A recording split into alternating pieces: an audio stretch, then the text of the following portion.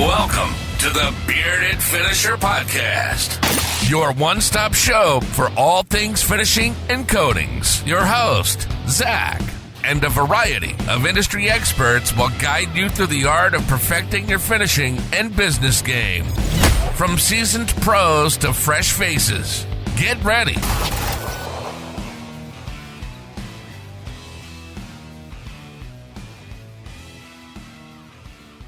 What is going on, everybody? We're back today for another episode. Everyone knows the amazing Denny Jahnz. What's going on, Denny? Just hanging out at home today. Nice. Been getting a lot of questions, myself personally, about the transition of owning your own business, sold it, went to the corporate world, and I know you've done the same thing. Mm-hmm. Here, you're about a year in, aren't you now? Just a little over a year, yeah. Yeah. Because I think the last time we talked, it wasn't, I think it was behind the scenes. That nothing was official yet. Yeah, that's probably the case. Yeah, I know you guys were talking for a while, but I don't think anything was official until after. But just kind of wanted to chat through that and see what you think and, see how life's treating you, not being the man in charge, and how much, I'll say this, how much less stress there is, but could be a different kind of stress, but overall, I would say less stress when you're not the one making the decisions. Yeah, I mean, I would say that I did actually go for a checkup a couple months ago, and my blood pressure is lower than it's been in a long time. So I think that's probably reflective of a little bit of that, right? So I mean, yeah, I could see that. My wife was just the other day, we were talking about something because I've got a couple other businesses that I run besides the podcast and stuff. Uh-huh. I don't know if the podcast is necessarily a business. It's still, floating on that line of business and hobby. Right. Yeah. Yeah. But it's conceptual, right? There you go. I like that. Conceptual. She was asking, she said, because we're actually moving to Colorado in December. Uh-huh. She was like, do you think you would start another painting company? And I'm just like, I just don't know if I want that stress. Just the deadlines, the schedules, people want to know where their stuff is. I need this, I need that.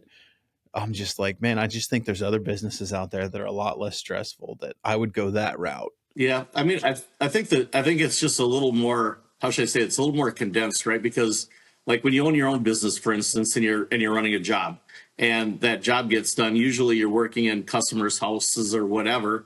And so oftentimes they get home at the end of the day, which is when you're done and everybody else is done. And that's when the phone calls come in, right?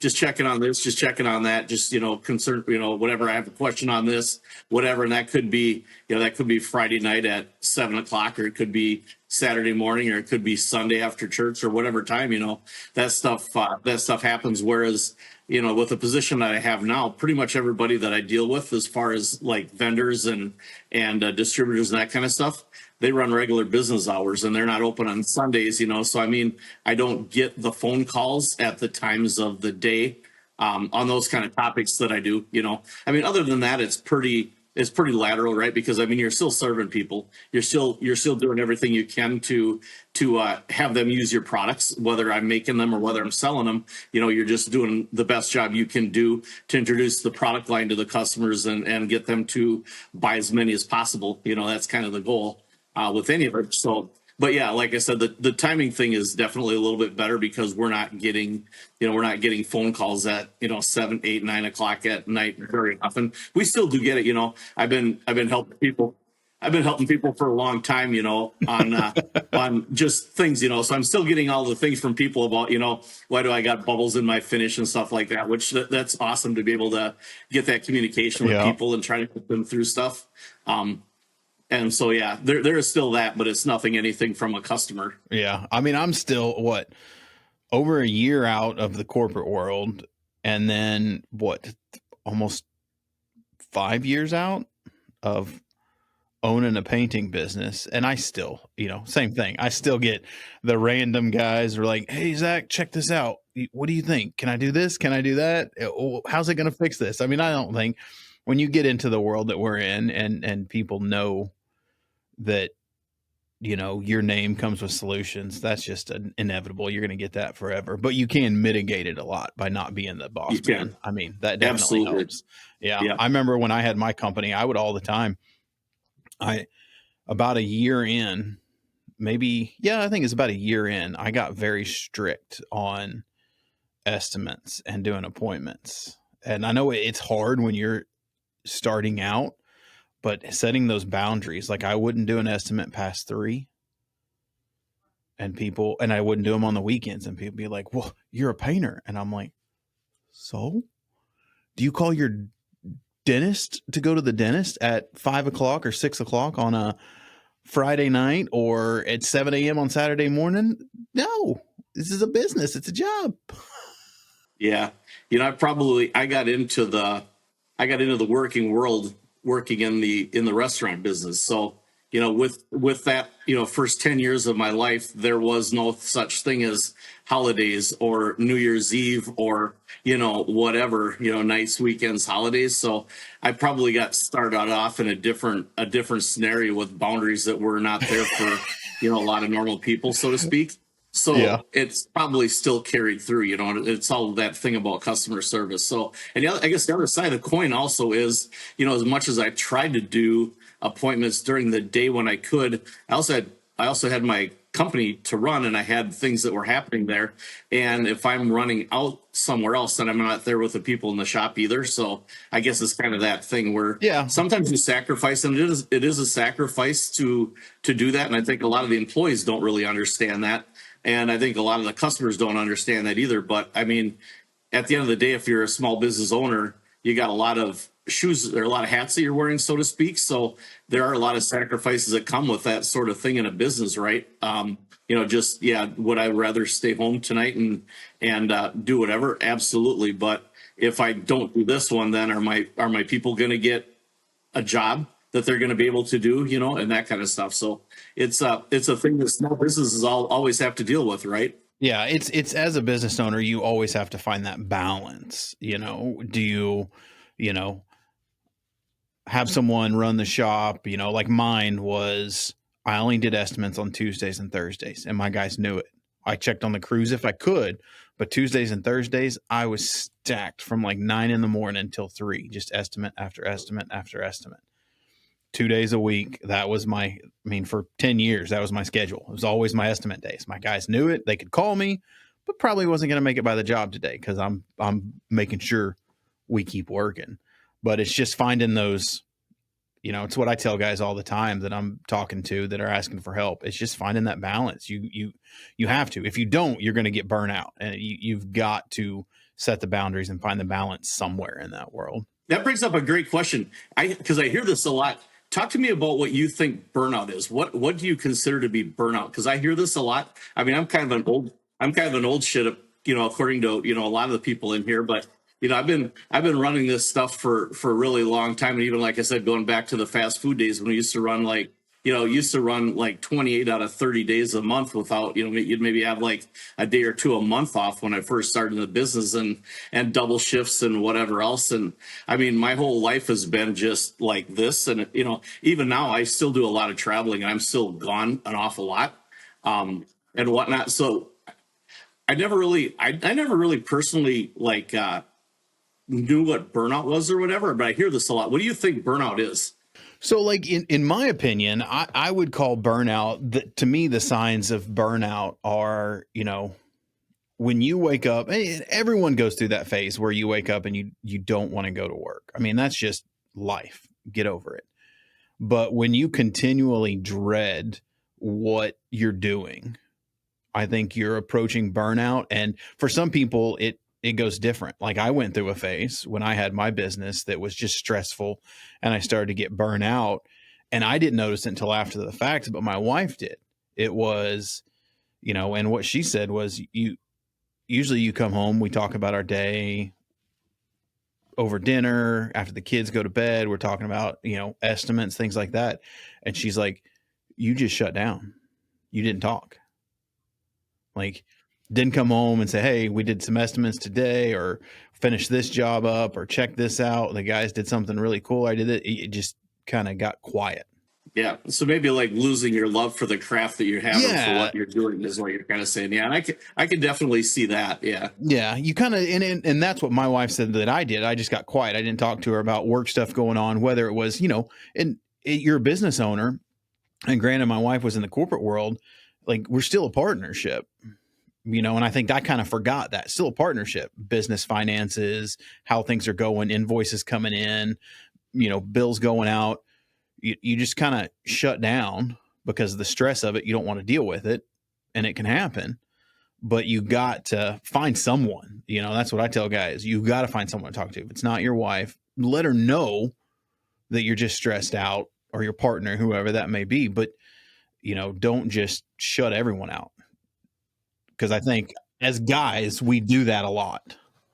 Yeah, that is an important point. I think, especially with men, we kind of internalize and compartmentalize stuff like that. And we just do kind of hold it in because we feel that we're like holding, a lot, at least I think traditionally with men, we feel like we're holding the responsibility, and we accept that and whatever. We don't know when we're having trouble with it. We don't probably know exactly how to express that fact. And it may look like, like we're disinterested or something like that, but that's not the case. We're just trying to figure out like how we're going to hold all this thing together, right? Yes, and not have it unravel. Exactly. We're just trying to figure it, trying to build a roadmap in our head, when it's like, well, just ask for some help, whether it's your partner. Hey, struggling. We got with this big spring. We got this big spring. We're holding it together. We're just trying to figure out how to not let go and let it all uncoil on us, right? Yeah, 100%. Yes. Yeah, that makes a lot of. Yeah, I mean that was me. And then once you kind of, to me, what I found was, once you realize it, either get called out one way or the other, like, hey, what the hell's going on in your head? Like, you're just gone, and you realize it. You can reignite the fire and the passion that you have for the business, but just kind of letting that spring go a little bit and let someone help you, because that was the hardest thing for me as a business owner. And it took me a long time to figure it out. Was, shit, you don't have to have all the answers, and you don't have to figure it all out on your own. Like, some of the smartest guys in the world, like, they surround themselves with smarter people. Yeah. So, yep.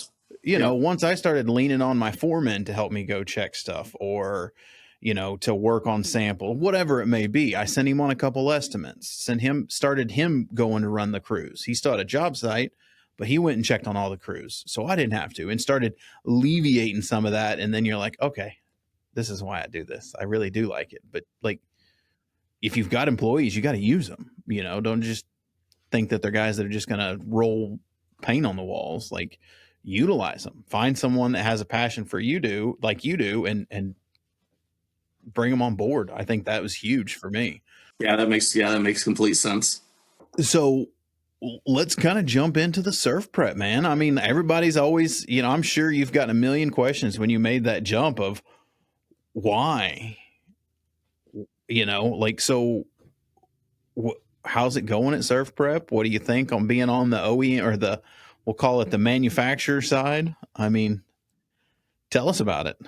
Yeah, I mean, I think it's been really good, right? I mean, with anything, there's challenges one way or the other, and this is a small company, so things are a little bit more dynamic. It's not like you're walking into a rigid, structured environment where everything is predetermined already, because they're small, But that also gives you flexibility that you don't have, if you have a very, how should I say, regimented corporate structure. And I've been in that too. So I've worked under those scenarios too in the past. And I understand how that works and how that can be limiting too. So it's a nice balance, just as a company. SurfPrep is a product, obviously, that I started using long before I knew them. So the one thing is that I can go in with honesty and tell anybody that, I was a believer in the products a long time before I ever knew the people. And once I got to know the people behind the company, it only reinforced and solidified, what I thought of the company rather than the other way. So this is kind of a really good, like, just built-in thing for me that made it really very easy. Right. And that's great. And, and everybody in the company is they're very caring and very understanding, very supportive. So it's really good, Yeah.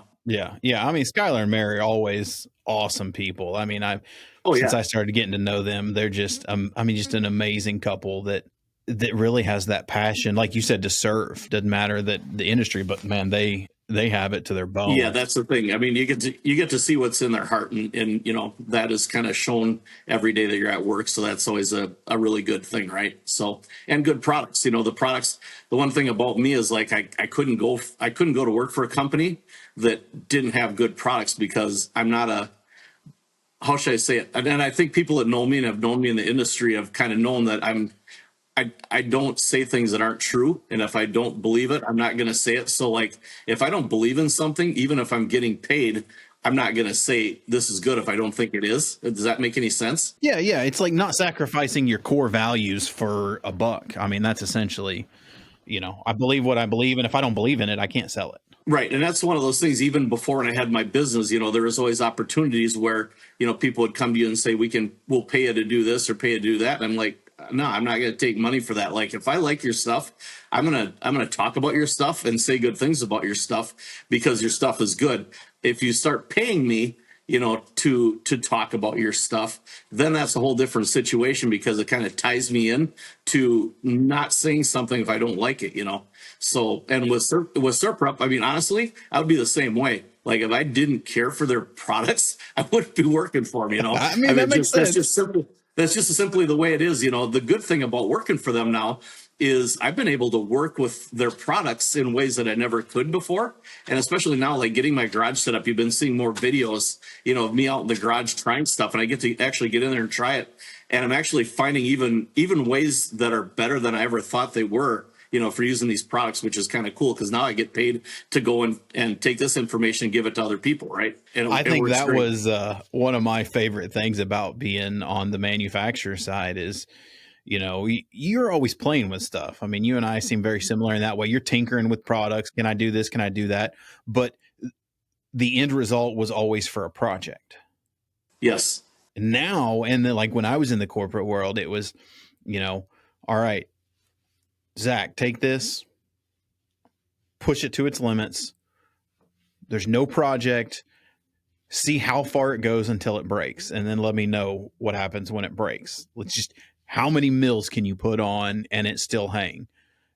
How much can you reduce it to where it doesn't start separate? I mean, it was just push it, push it, push it. And to me, that was fun. I mean, just to push everything to the limits, and that may go back to the drawing board, or you may be like, damn, this thing got pushed pretty hard. I think it's, let's start beta testing it, stuff like that. So that was the fun part to me, is getting able to push the products to the absolute limits. And then when you go out to demo them, you know exactly how far you can go before you're in front of like 10 people and something doesn't work. Yeah. No, we're cut from the same cloth there. I'm the exact same way. Like, I'm going to push everything right to the absolute limit and see where we go before something bad happens, and that's good. I remember a product we were doing, messing with for an OEM, and it was like it was a metal product, and it was like, all right, push it. I mean, run it through all the equipment, see what, max mills we can put on, because it was a vertical hang product. And I mean, it was like a flash of a couple minutes in between because it was a solvent product. But I think I built it up to like, without failure and mud cracking, we ended up at like 36 mils or something. It was ridiculous before it started mud cracking and stuff on. But, and I'm like, all right, that's impressive. Like, what you can do in the field when you start pushing those coatings, then, and you're not on a deadline for a job. It's just go screw it up. Yeah, it is. It is. Like I said, with this whole sanding thing now, and that's a little bit different. Obviously most people know me for the coating side of it and not necessarily the sanding side of it. And that's where my focus has been. But getting on the sanding part of it has been kind of really eye-opening too, because I've been learning so many things that I wish I would have known when I was running my own business, honestly, about things I can do, and I'm always a competitive guy. So I'm going into these shops now, and, the shops sometimes aren't impressed or don't really, sometimes you don't even know if they want you there or whatever. Right. And I'm just like, I'm just like, hey, you know what? I'm going to go in here. I'm going to look at your process. I'm going to see if I can figure out a way to save you time and save you money. And if I can do that, I'm going to prove it to you by clocking your time against my time. And we'll see exactly whether it pays off for you or not. If it does, then it's great. I ask you to buy our products. If not, I don't want you buying our products. And that's kind of the approach I take. And it's worked out pretty good for me. I've been, at least marginally successful at finding ways to save people time in their process. And that's been good. That's awesome. And then I remember that same exact mindset after like the first 3 months when I was in the coatings. I was like learning how the paint's made, everything that goes inside the paint, which stuff where you're like, that's in paint. Like my prime example is every water-based coating in the industry has silicone in it. And we're always taught in the world, silicone and paint don't mix. But every gallon, the manufacturing process, there's silicone in every water-based coating. It's a forced compatibility. But when you start learning how the paint's made, I was the same way. I was like, oh man, I'm ready to go mess some stuff up if I ever do this again. Like I'm to the dangerous point. Exactly. I can see that being the fun same thing about, and I'm sure with SurfPrep, and if you can share any of it, love like an instance where you're like similar to that, where you're like, I didn't know that this is how some sandpaper's made. Like, have you learned anything unique?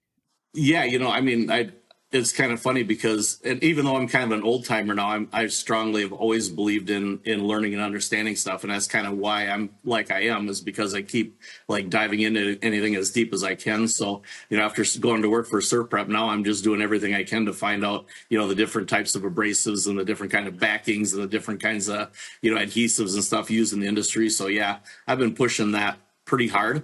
And for me, I'm always an innovator. At least I try to be, at least as much as I can.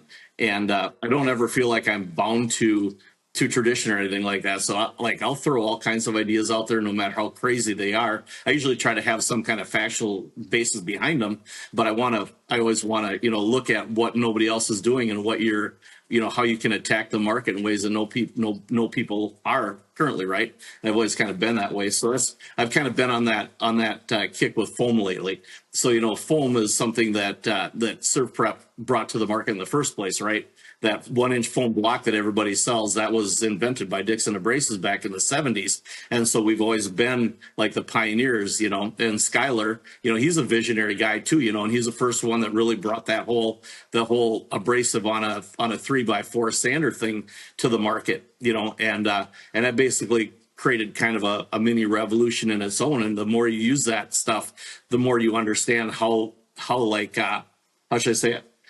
How dramatic of a transformation that can be, and how much of a difference maker it is, right? And and every time I work with the foam stuff, I find ways that you can do stuff differently. So now in the back of my mind, I'm always like, okay, we do this and we do this, and now my mind is like, all right, what other ways have we not thought about that we can utilize this stuff in different ways and manners? And that's kind of where my mind goes to. So I'm always going to push the boundaries no matter what. I like that. The people that I work for, they're either going to adopt that and love me for it, or they're going to fire me for it, one way or the other. It is what it is. I used to always say, and Tom may still use it now, but my always preface was, and he learned pretty quick because he's good at reading people, great at reading people, was if I had an idea and I'm like, this is going to be a little out there, but I'm going to throw it against a wall and see what happens. I would always start with, hey, just spitballing here. But what if, and he knew if just spitballing here came out of my mouth, it was like, buckle up. Zach's got some crazy, stupid idea that he wants to try. Yeah. Yep. It is. But I mean, those are the things that are revolutionary though, right? I mean, I just think back to like the mid 90s. I used to work for a kitchen tune-up franchise, and the whole thing that got me into this whole finishing thing was the company closed down, and I ended up starting my own business overnight, right? And then I was like, okay, I see this process that they're using. with all these, like Mohawk and Balin touch-up products for furniture, and that's what they were using to make the cabinets look better. And I looked at it objectively, and I'm like, well, this is going to look good for maybe 6 months to a year, but if they really use this, it's going to degrade pretty quickly.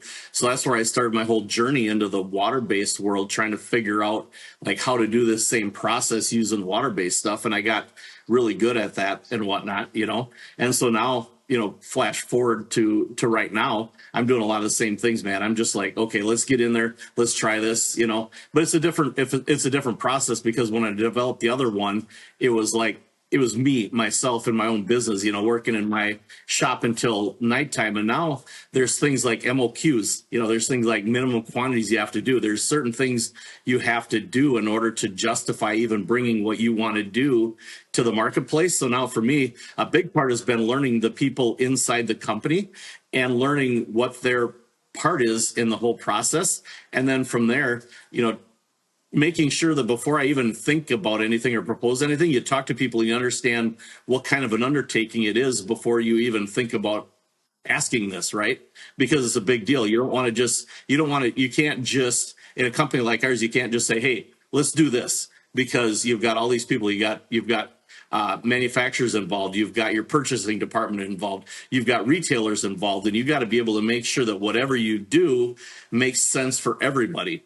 Not just for you. So it's a lot bigger thing to learn. But then again, once you get that done, if you can make it work, you got a lot better team behind you than just yourself. So exactly. So yeah, it's like you have to learn. And I think that took me a bit, but once you learn, and it kind of comes with sales, but what makes people tick, how to get stuff done, even if it's what you want, you got to know to go from, hey, I said, this is what we're doing, to, okay, I need to learn what's going to be involved from purchasing, what's going to be involved from R&D, what's going to be involved from our suppliers, and make sure it works for everyone, or I have the skill set to get them on board with this idea before, and it definitely takes some juggling. I mean, you got to hone in your people skills, not just, hey, go finish those cabinets because I said so and I'm paying your check. And you kind of have to switch that around a little bit. It is, yeah, and definitely you have to make sure that everybody understands that there's value in what you want to do, and you run into that. I'm kind of like, I call myself kind of like I just jokingly call myself like the black sheep of the family, or the redheaded stepchild of the family, because I do things a little bit differently than what Skylar, Mary, or Adam, or whatever they do. I come from a cabinetry business, so I kind of develop things over years, and that's why I do it. And it's usually based on the same things we talked about, right? Pushing everything, trying everything, testing it, make sure it works and stuff. So like a couple of things that I can think of off the top of my head, I'm always like a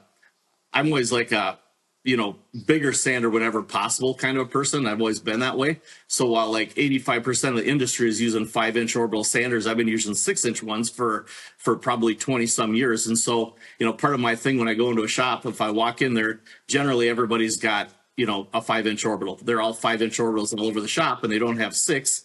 And so me going in there, if I'm going to go in there and try to sell them sanders, what's the likelihood I'm going to sell them a 5-inch sander when they've already got their full shop equipped with them? Probably not too good. But if I can take their 5-inch sander and put the 6-inch sander next to them and tell them to sand 2 identical products and time it, and tell me what the time period is, for them to sand with one versus the other. And if mine is faster, then that's something that I can, oftentimes create a sale out of, right?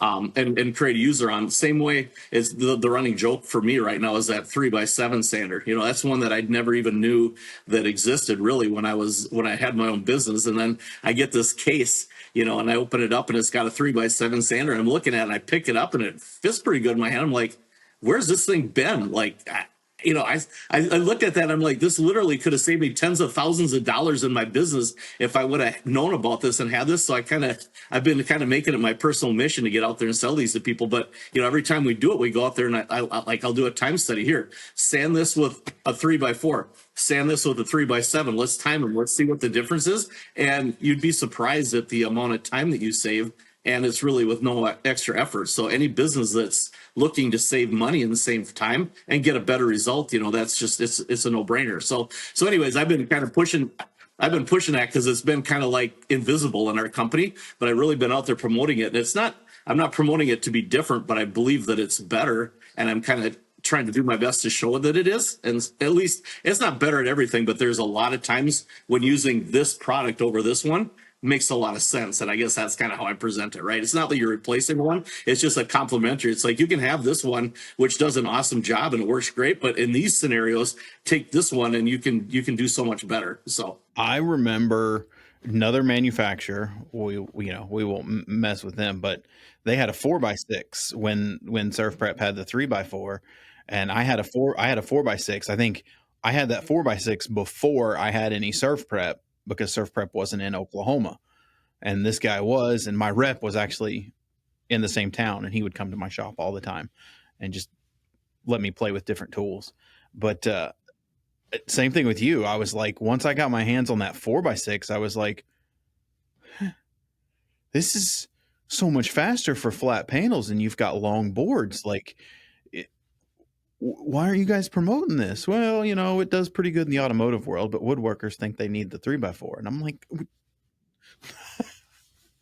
this is so much faster, and just the cost is no different. Why not have one of these when you're doing big panels?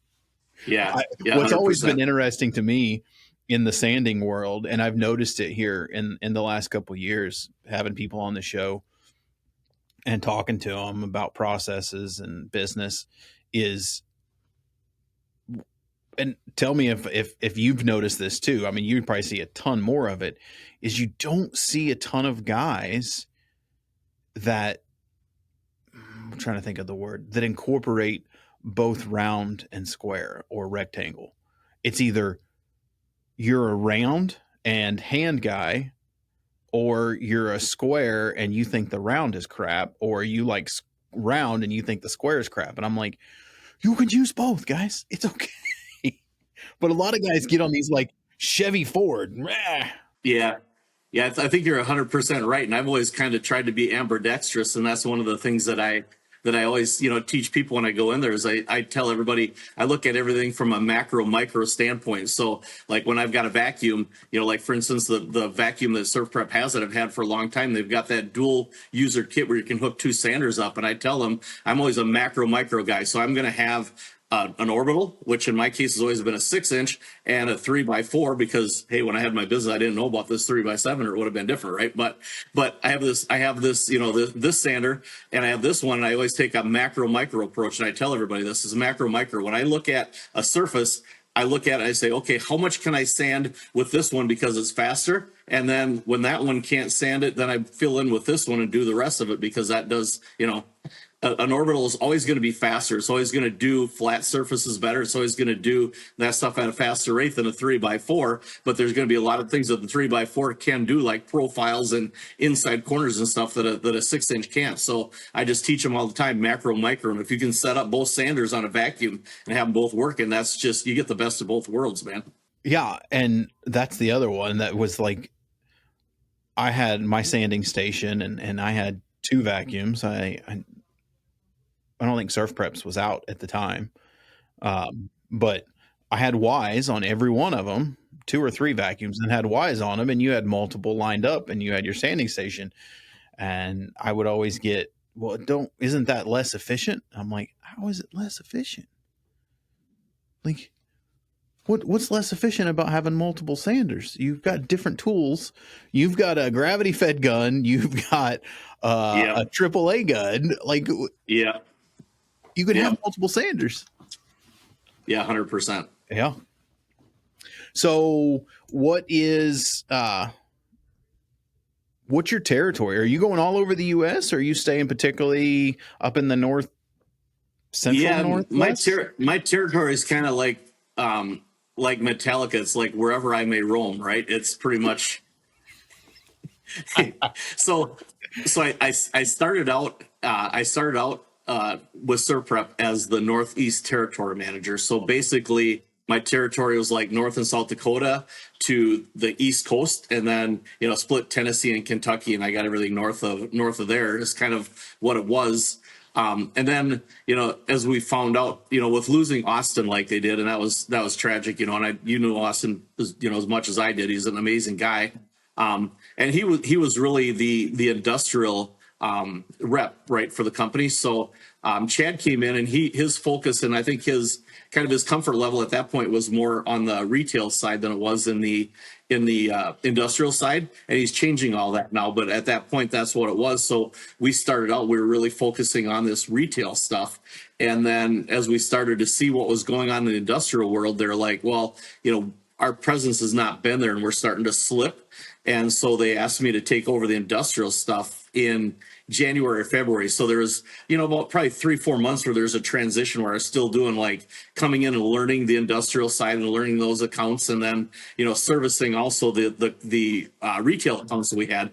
And there's still a little bit of that back and forth, but ultimately, now I pretty much transitioned over to where I'm like 90% industrial accounts right now. So, our dividing line is we've got retail accounts and industrial accounts. So retail account, you don't have to have an account with that person at all. You can just walk in through the door, buy whatever you want to do or whatever. With our industrial reps, they generally will sign people up as an accountant. In order to buy from them, you have to be registered and have an account with them in order to do the purchase, right?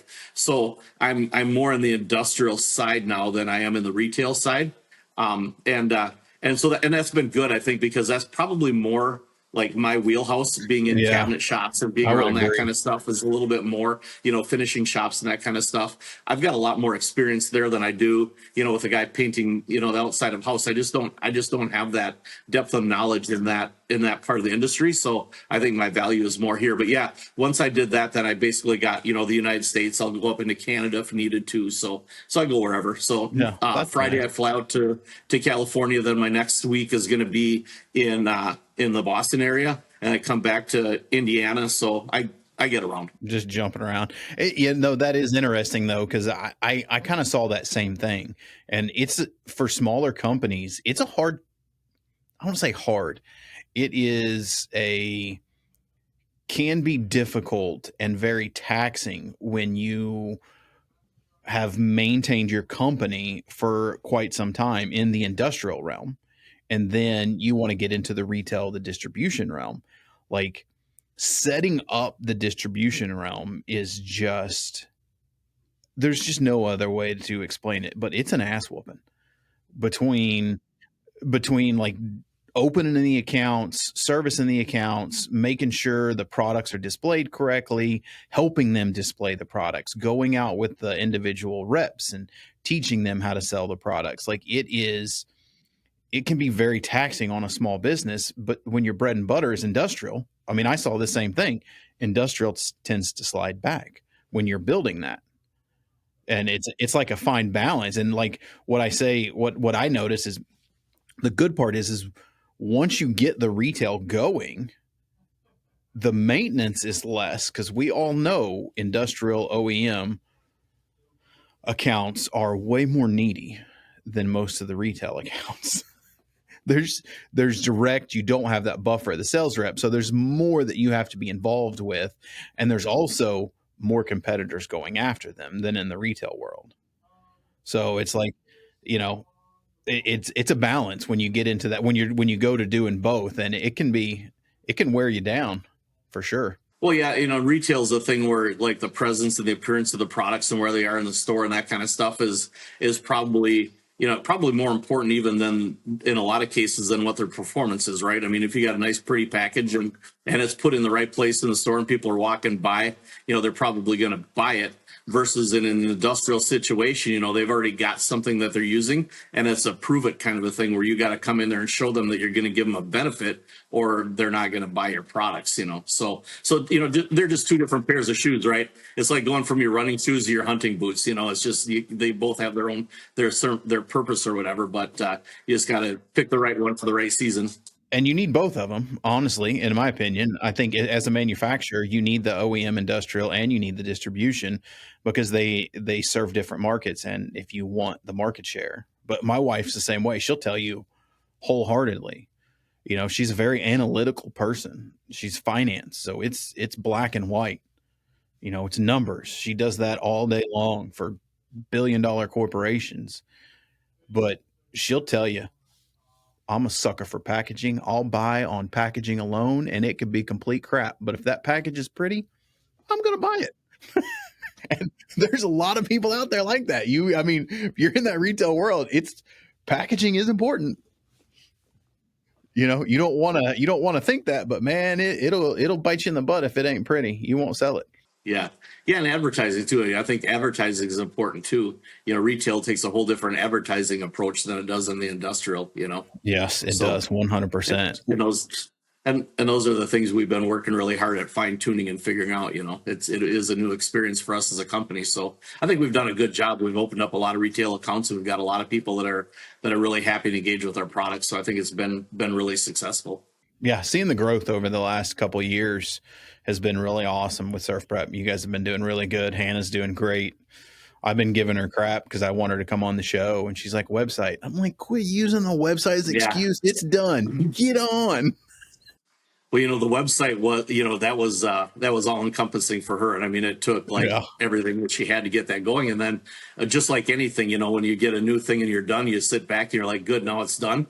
And then you have to go back and figure out all the things that are there that you didn't realize and didn't have the ability to foresee, and so then it takes a period of that too. I think she's done a really good job now, and I think it's pretty stable and pretty functional. But there's a lot of stuff built into that too that we're going to be incorporating into it as well too. So there's going to be the new website that we have is like miles better than the old one, but it's got so much more under the hood that can be done that the other one never could, that it's going to give us ability to branch into a lot of areas that we never would be able to before. So give you a lot more data. Yeah, definitely. Yep. Well, I want to take a quick break, use the restroom, refresh drinks. And when we come back, I didn't really mention this to you, but I kind of want to dig into AWFS. I want to get your take on the show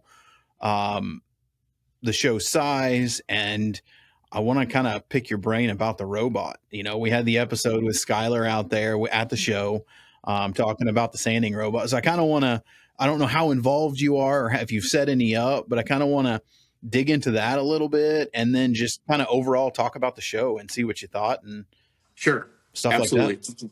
All right. Do you want your brand in front of the people who actually move product? Painters, finishers, and manufacturers?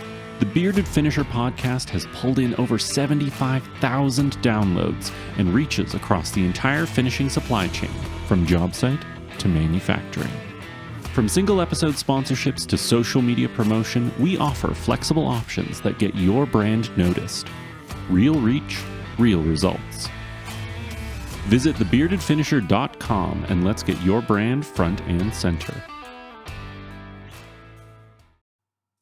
Are you a residential painter buried in admin, scheduling chaos, or constant material delays?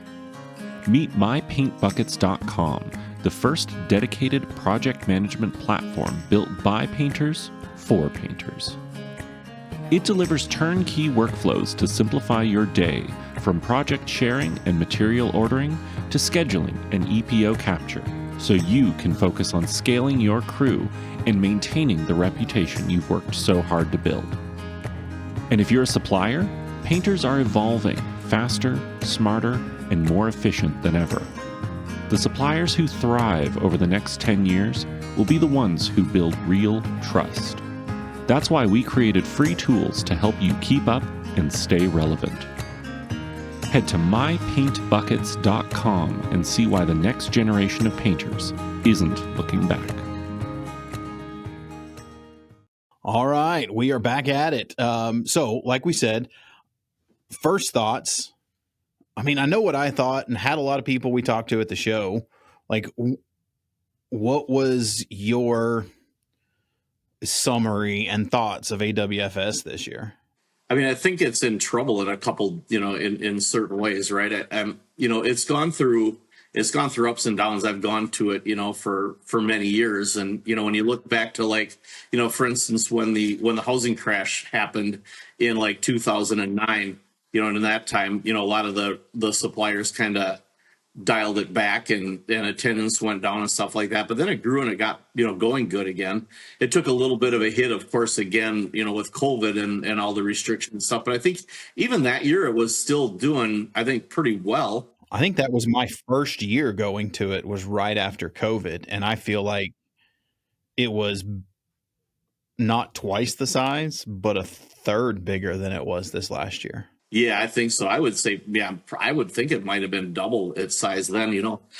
There's a couple big dogs in the race, right, in the marketplace. Styles and BSA, and a couple other ones, and I think they made a decision that the cost of doing business at that show has exceeded the return, probably, or something like that. With Atlanta, IWF is the big one. That's always been, the number one show, right? And so, that's where everybody focuses, and that's where all the money is. And I think it got to the point where they've made the decision that maybe the cost benefit ratio is skewed away from it rather than towards it now. So that makes it really challenging, because if you lose the big dogs, then that just kind of deflates the sale, all the way down the food chain, right? So yeah, I remember when I was first started doing it in the corporate side, attending as an exhibitor, there was talks about basically AWFS and IWF. Essentially, IWF was going to buy AWFS and they were going to merge it. And AWFS decided I don't know how that organization, how they sell, but they ended up saying, no, we didn't want to do it. But they, before that too long, they agreed, because both of them used to go every year. And so they finally decided, all right, we're going to go opposite so we don't shoot each other in the foot. And then when AWFS didn't sell, and then after this year's show, I was like, oh crap, maybe they should have sold. I was like, man. Yeah, I think if nothing else, they're probably going to have to reimagine what it is and just not try to be the smaller IWF, and I'm not quite sure what that is, but like talking to a couple people, this one, especially the show, I think both of those shows are heavily geared towards like the manufacturing, right, and the woodworking side.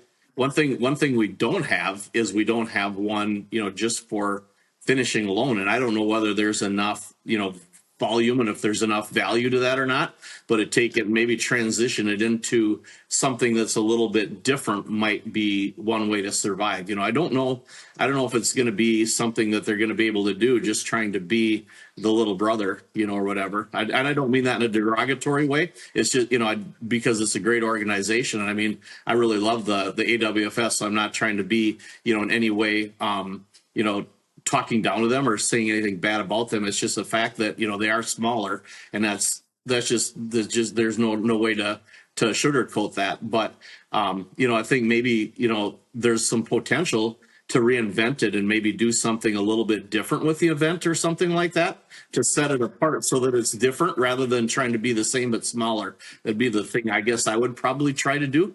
And and there's ways to do it. They might focus on, like I said, on finishing. Maybe they rely on like automation or something like that. I don't know, but yeah, I think it's going to be pretty challenging for them to try to just maintain it as it is.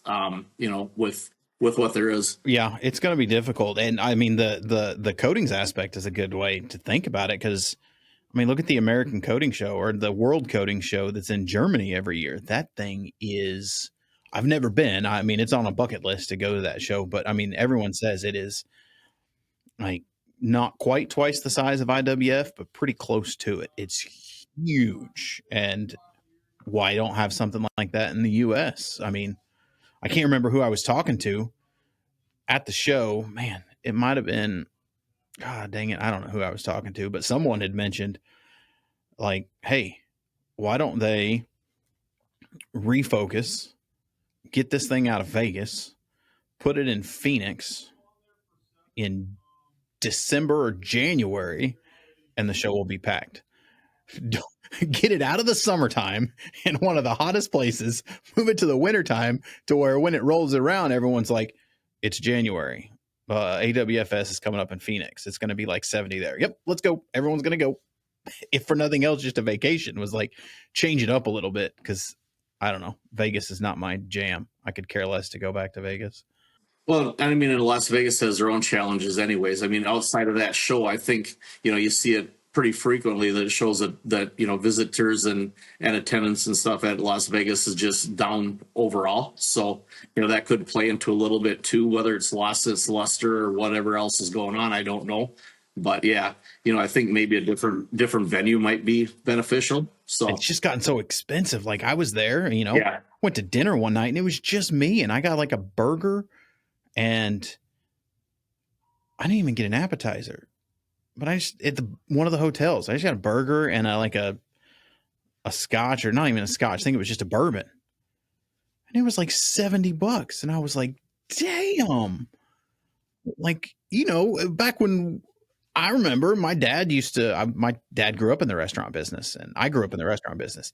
He ran pizza restaurants forever, and there was a deal in Vegas every year called Pizza Expo, and I went to him many a times to Vegas with Pizza Expo when I was in junior high and high school. And it was like, that was one of the great things about Vegas, is you could go and have fun, and it wasn't crazy. You could get free tickets and you could get free meals, but like now that's gone. It's as expensive as anywhere else. yeah. So the all you can eat buffets for like $2 or whatever Yeah, that they used to have in the good old days. Yeah, they just wanted you into the casino and gambling, but now it's just as expensive as going out to a restaurant. So it's like, well, I don't need to fly to Vegas and spend the same amount at a restaurant and lose all my money. yeah. Yeah, and that comes, I think, with a change in hierarchy or whatever within the city too, right? I think there's been a lot of, it wasn't the traditional owners that you had in the past. Now it's more like venture capital money is coming in and buying stuff and taking over, and with them, they're just interested in making money, and that's what they want to do on everything. They're trying to transactionally benefit on everything. So. Well, was there anything at the show this year that grabs your attention? Was like, oh, that's pretty cool. Did anything jump out at you? There's always a lot of things that I see that I like and I appreciate. It's just fun, right? It's like a kid in a candy store. And of course, now I'm coming to it from a different perspective than I was when I had my own business. So I probably focus on it a little bit less. And then also, being part of the SurfPrep now, we're kind of focused internally rather than, me running out and seeing a bunch of stuff. When I was going out, it was pretty much, a lot of times it was establishing, like just saying hi to our vendors or something like that, or partners that we've had in the industry. And it's been more business than it has been kind of seeing what's out there, But I mean, there's so much technology coming out, whether it's, whether it's the new software for CNCs that's doing more and more stuff all the time. You get that kind of stuff, which is great. Sprayers, it seems like they get better and better every single show, and I think that's going to continue to flow. The booths, the flat lines and that kind of stuff. They're getting so much better and so much more technology with them, and that's where the market is trending. And then even like within our own booth now this year, we had the Cobot, which is something before all we've focused on has been kind of the manual sanding thing, and now all of a sudden we bring in this piece of equipment that kind of does that for you. And that was a leap and a kind of a quantum shift for us as well too, right? Yeah, it was interesting. I mean, your guys' booth every year, it doesn't matter if it's AWFS, if it's All Pro, if it's IWF, like anytime you go to any show that you guys are at, the marketing that you guys put around and that Hannah and the team puts around there to get the eyeballs and the people at the booth just astounds me. I mean, more than any other booth, there's always a crowd. And I think that is amazing for SurfPrep. And you guys do an excellent job at that. But that robot this year caught so much attention. It was insane. I mean, even the video that I did, the interview that I did with Skylar and I just forgot his name. The guy that behind the robotics and the software, but I'm trying to think of how to word this. So I put that video out there, and the comments on YouTube are interesting to me because it's like, oh, I'd never let AI touch that. I mean, AI, once they get into your stuff, then they're going to steal all your stuff. And I'm just like, we're talking about sanding, dude. Yeah. I mean, most of those conspiracy theories end up being proven true at some point, right? So, I mean, it it kind of is what it is. But I mean, when ultimately at the end of the day, the technology for me, I was like, and I hadn't seen this thing operate before the show. It's kind of like not in my wheelhouse. It's not my thing. So Skylar has been working, diligently on this, and I mean, just to get back before I go forward anymore, talking about the booth and the people around it, I will say that, Skylar and Mary and Hannah and Chad, I mean, they've done a great job of building a really loyal following. And so, it's pretty easy to come into an organization like that where you don't really have to do much because they've got this energy about the whole company that every time we're at one of these shows, the booth is constantly packed with people, and they're constantly packed by people because they come in and they understand that the whole family is just who they, when you get to meet them, they are who you think they are, right? When you see them out in the thing, you think, oh, you get this great impression. You know how it is with people that you'll see some people and you think, hey, they're really cool people. And then all of a sudden you meet them in real life and they're not the same. Right. Yeah. They are very, not, I won't say original, but they're the same. It doesn't matter if they're on camera, off camera, you get a true person. They are who they appear to be is exactly what you can say about it. So, so from that perspective, my job was pretty easy and I could see that, and it brings an appreciation to the team that's around you when you walk through the show and you take a little break and your booth slows down. So you walk over to talk to somebody. And as you walk and you scan the crowds and you see a lot of people on their phones and twiddling their thumbs. And then you look back and the business that you work for is doing really well. Right. So, I mean, that's a great thing. And like I said, it's a testament to what they've done over the years, and a who they are really as people. So it's been good. Kick-ass, my favorite booth. I mean, I love that trailer booth. I just think it is the coolest, most attention-grabbing thing, and I cannot believe no one else is doing it yet. It just blows me away. That's the thing. Yeah, that's the thing, like I said, trying to be a visionary person, always trying to think outside the box. I mean, that trailer is 100% think outside the box, right? Instead of paying the exorbitant fees for them to load and unload your stuff and wait in line to get your place in line, you've got everything there all self-contained. And, the show wraps up and a half an hour later, you hook onto your trailer and you drive out and you're done. I mean, they want you out of, Skylar always said it was a happy accident when we talk about it. Yes. He's like, it was a happy accident that you're in this trailer and, they want to get you in first and get you gear out of the way. And they want to get you out first because they want that trailer out of the way for the forklift. So you're first in, first out. He's like, didn't even realize that was going to happen, but it's another huge benefit. It is, and then the other thing too is, that trailer opens us up to the potential that, as we get a little more established and stuff like that, now we can start pulling that around and, doing demos, and we could just literally pull up anywhere and drop that thing down and do the same thing, which I think is going to be great for the future. So I look at that. Yeah, very well. But then, not to sidetrack, get back to the robot, but, getting back to the robot thing, when I looked at it, and like I said, I didn't have any experience with it at all. I had seen them at past shows and saw what they would do and stuff.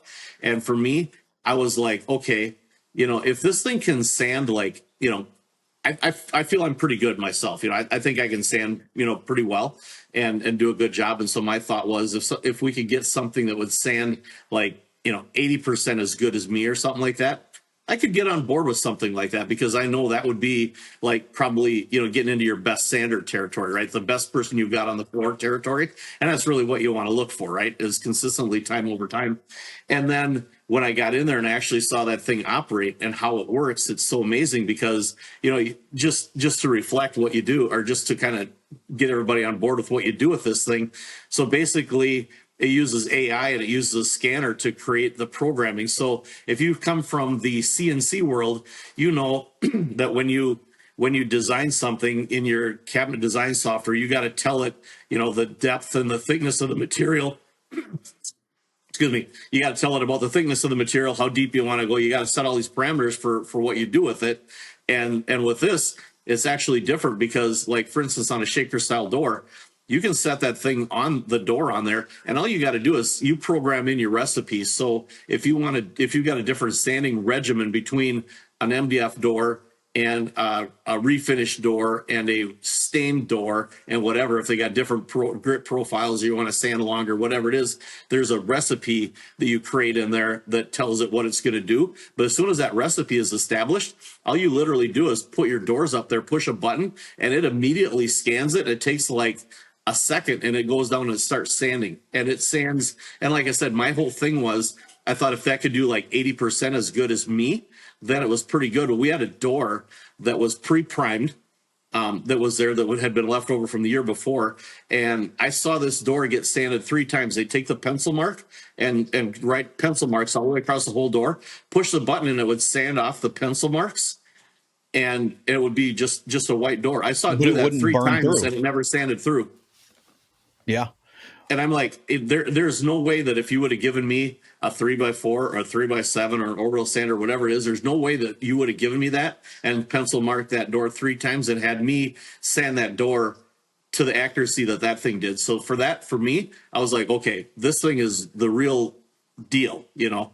Well, and the fact that you could throw, I mean, like he did a demo for me. I can't remember. I think I may have the video and I need to get it out there. And, I think it was Skylar. They pencil marked 2 doors or 3 doors and they just set them on the tray. And then that vacuum pad, beyond that vacuum pad that's on there, is pretty badass. They just set 3 doors down there and put in the primer recipe that they develop with whoever they're working with. And that the camera that's up there, it sanded one and it had 2 sanders on there. It had the round and it had the square. It would go in, but it noticed all 3 doors and sanded one. And then it went to you didn't have to put any dimensions. You didn't have to set them up any certain way. You just set them down on that tray and it recognizes and would sand all 3 doors, and you could walk away and come back and all 3 doors are done. Just that blew my mind. Yeah, it's 100%. That is the cool thing about it. And even to take that a step further, we did one demonstration where it sanded, it would come down, it would sand first with the orbital, and then it would go and change. And this is kind of my macro micro thing, right? So it was doing the orbital first, and then it would go over and it would blow off the dust off of that disc to keep it clean. And as it blew off that disc, somebody took and moved the door and turned it at like a 30-degree angle from where it was. And when that thing came back, it recognized that it moved, and it created the new program based on where the new position was, which, for me, that was like, okay, that's not bad. That's crazy. That I didn't see that one. That is pretty awesome. I mean, I get that people get scared with AI and, with whole conspiracy theories, whatever, it is what it is. But like, it's just like when airlesses came out versus a pressure pot, or when pneumatic sanders came out versus hand sanding, or electric versus pneumatic. Technology is going to change. The sooner that you as a business owner, we as a business owner, or as an operator adopt these changes, it makes life easier and doesn't leave you in the dust, charging more, being less efficient, and therefore end up going out of business. I mean, I guess that's free market. That's how it works. But like, I've adopted AI, and I'm here to tell you, like, it's half terrifying, but it is amazing. Like, next level, how much more efficient it can make you just in menial task when it comes to an AI app that goes through my emails and flags what's important. And I mean, whether you're doing research or anything, it's something that I think needs to be adopted more, because it makes, and like, you got companies out there that don't want anything to do with it. And you can see the companies that are fully utilizing AI and the companies that aren't, because you can start to see a delta in efficiency.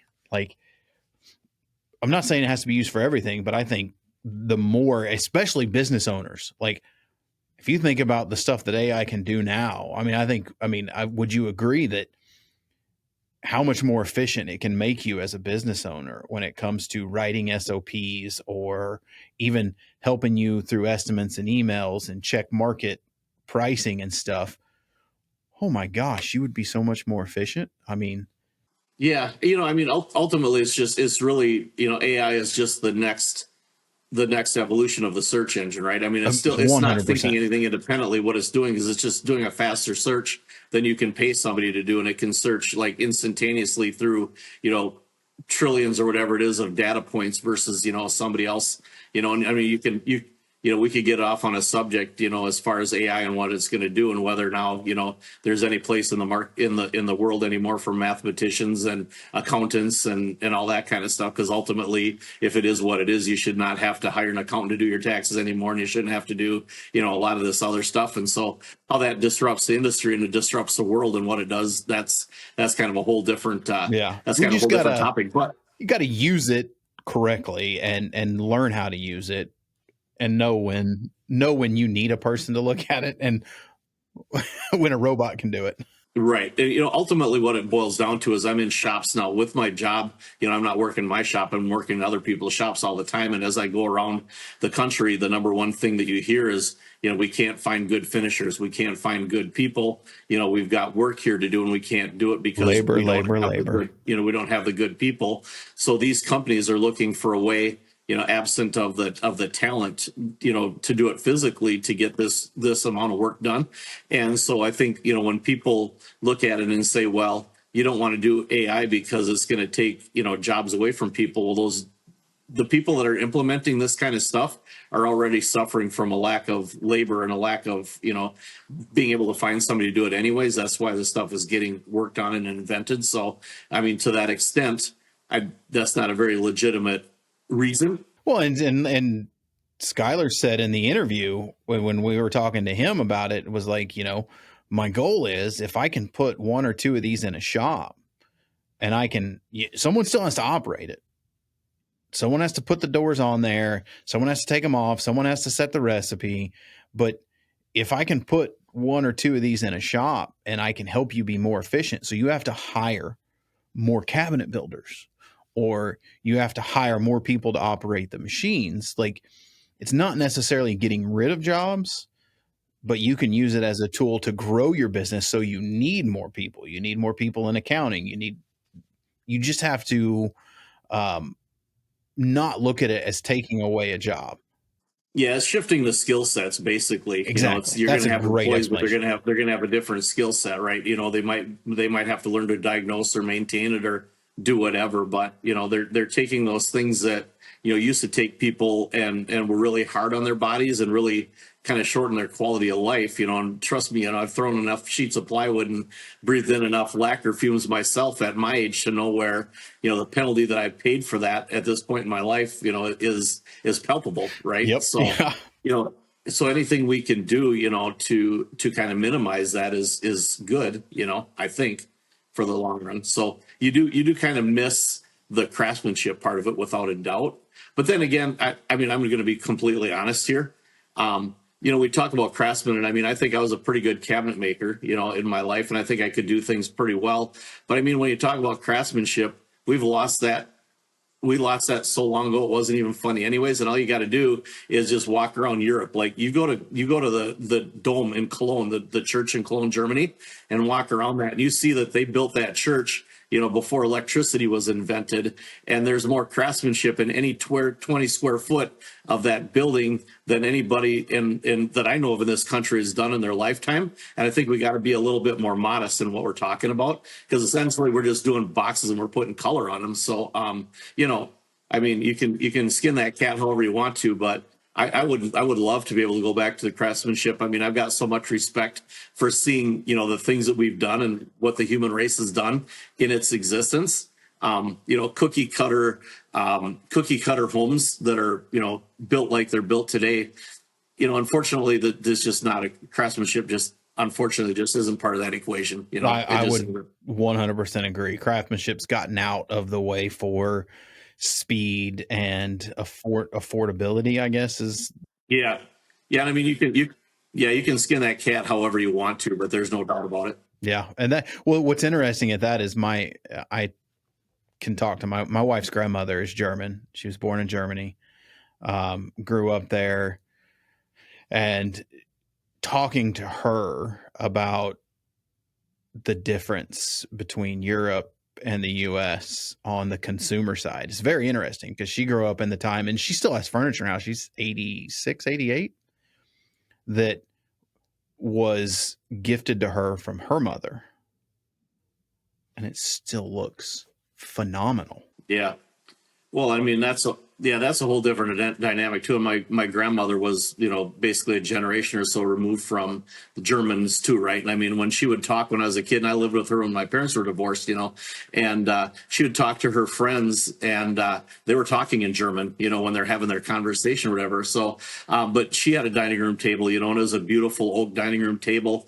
And that it kind of exemplifies the difference between now and then. I mean, with her having been born in the, she was born in 1912. So going through, the World War, both World Wars, going through the Depression, going through whatever, you didn't replace anything. You had something, and if you had it, you did it one time, and that was it. So like with that dining room table, when you walked into her house, there was coasters, there was placemats, there was a tablecloth on that table, and God help your soul if you took a glass and set it on that table without putting it on a coaster or something like that. Yeah. Because your back porch was going to be painted pretty red, Yeah. You were going to be hurting. But there's reason it wasn't because they're mean. It's because they knew that that's all they were going to have, and that thing was never going to be replaced. She wasn't going to get another one. So if that one was destroyed or wrecked or was not maintained properly, she wasn't going to have it. And that was a sign of pride for her to have that, and she knew that she was going to do whatever she needed to do to maintain that thing. And we've kind of lost that. And they built stuff to last. It wasn't the Yes. And I got nothing against these the big companies, whether it Walmart doesn't make anything, but neither. I mean, IKEA makes their stuff. You can name 100 of them, but the mindset was you bought something and you spent hard-earned, saved money, not credit, saved money on something, and it was something that was going to last you. Your expectation was 20 plus years, 30, 40 years. That was the expectation. Nowadays, it's gotten to this weird world. And Craftsmanship, I think, is right there with it, because it's gotten into this world of, oh, I'll just buy a new one next year. I don't need it to last me longer than a year. TVs, dining room tables, couches, it just got to this world of everything is disposable. Disposable consumerism is what I've heard it called. And I think that's hurt a lot of stuff too. Yeah, so like I said, I think both of us are reminiscent for the times when we would prefer it if it was a different way, but the market is just not realistically telling us that's going to happen. Yeah. Yeah. I mean, they say good old days for a reason. Mm-hmm. So, yeah. Well, I don't want to keep you too much longer, but I mean, in kind of wrapping up, I'm trying to think how to word this. If you've got guys out there, because I've got guys that have reached out to me, messaged me, hey, I'm thinking about going a different way and getting out of the business. You did it. Like, what advice would you give to guys out there that are thinking about going into the OEM side from being going to the manufacturer side from being an owner? Anything you would tell them as a guy that's recently done it? No, I mean, for a lot of guys, like, especially for me, it was more like, it was probably more like an age-related thing than anything. If I was 42, I never would have thought of doing this probably. I was still at that age. But when, you talk about the technology and you talk about like where the market was. And one thing I think I have been good at is being able to sit back and look at the market and see where things are headed and where which trends are going, which direction and whatnot. And that's where I looked at it. And I'd bought some equipment in my shop that was newer. And I started looking at the marketplace and what software was doing and what equipment was doing. And I looked at it, and it's like for me to like take my business and go to another level, which was kind of like a goal of mine, that whole like barrier point to entry is shifting up so high now with the cost of things, right? You can no longer go from like, starting with it. You can't start with a table saw anymore and build a cabinet shop, except maybe in a few niche markets. But I mean, overall, I think in the country, you'd see that somebody who just wants to start building cabinets, in a garage, it's a lot harder to do. Like I said, it's not that you can't do it. And there's some areas where they have some pockets of population where you can do it. But then and then that is going to be what you're going to be too. I mean, it's, there's not going to be I'm going to take it and do this incremental thing with it. Right. So that where the market is right now with technology, with software, with all that kind of stuff, it's got such a higher entry of to market when you're going to scale, I think, than I had before. And I looked at that and I was like, at my age, what it would take for me to invest and do all that stuff and what the payback was, it didn't really seem like that was going to be beneficial to me. So that's one of the reasons I was looking at it and just saying, maybe that would be a better scenario. But ultimately, you just got to look for people that have kind of values that are the same as you, and just make sure you fit in kind of that way. And then just the kind of person you are. If you're a free-thinking, free-spirited person, you probably don't want to go to work for somebody who's very regimented, right? And by the same token, I think if you're a really regimented person that needs to have that, that set structure, and you want to have this way and this way, maybe you don't want to be in at the ground floor of something that's getting built, right? Because you're going to have change in plans and change in whatever's happening, over the time, and that's just a reality. So. But ultimately, you should know, at least at that point, that you got to generate money. And I guess that's the way I look at it with SurfPrep. I'm like, I know for my business, people that came in, they have to generate a certain amount of revenue in order for me to keep them as an employee. And so when I look at it, I'm like, I gotta create a certain amount of revenue for me to be justified for SurfPrep to give me a paycheck, right? And if I'm not doing that, and if I'm not capable of doing that, then I shouldn't be getting one, and I'm going to have to go somewhere else. And so, that's the one thing that I think, maybe as a prior business owner, that as long as you've got that understanding, it can be a good thing, right? Yeah. I mean, I think that definitely, being a business owner, you bring a unique value to going to work for a company, which is really nice, because you understand, for the most part, you understand P&Ls, you understand operating cost, that there has to be value in having someone. So you tend to want to bring at least that, but most business owners want to bring more. I want to increase my value versus what we need, because that's how you keep a job. Yep. And hopefully it's fun, and hopefully you enjoy the people. And I've been having quite a bit of fun. I mean, even to the just little things like, we're getting new business cards. And so we got new business cards. And then I got I can't remember, it was Mary or somebody sent me a thing saying, what's your job title? And I was like, I don't know. I didn't, I wasn't quite sure, so me with my person, with me and who I am as a person, I said, I don't know. I think I'm just put down abrasive personality on there, and we both joked about it. And then all of a sudden I get my business cards, and right on there, it says for my job title, abrasive personality on there. So, that's kind of like me. That's kind of SurfPrep. I think that's kind of how it works. Right. But I mean, that is a lot of fun. That is very fitting to, the SurfPrep as a family, as a company, and that it's just, when I first interviewed, was it Skylar? Maybe it was Chad, about the core values. I think it was Chad talking about SurfPrep's core values. And one of the core values is have fun. If you can't have fun, then why are we doing it? And I was like, man, I've never seen a corporation and use something like have fun. Like, when it all comes down to it, we got to have fun. Yeah. And I mean, there are days, right? There are days with every company where, it might not be you might be having days, so to speak, right? But I mean, overall, at the end of the day, it's really good to have a team that has a goal of wanting to, have fun and be light on things. So that's awesome. That's awesome. Well, Denny, man, I appreciate you jumping back on. I'm excited for this new transition that you're doing. I'm glad that you're having a blast. I had a blast in my time, and I hope you continue to have fun and keep growing with SurfPrep. Yeah. Well, thanks for having me on. I appreciate it. I appreciate it. And make sure you guys are like and follow every episode. Really helps me out. And we'll see you next week. And that's a wrap on this episode of the Bearded Finisher Podcast. We thank everyone for joining. Keep hustling, keep learning, and never settle for anything less than your best. Remember, the path to perfection is a journey, not a destination. Until next time.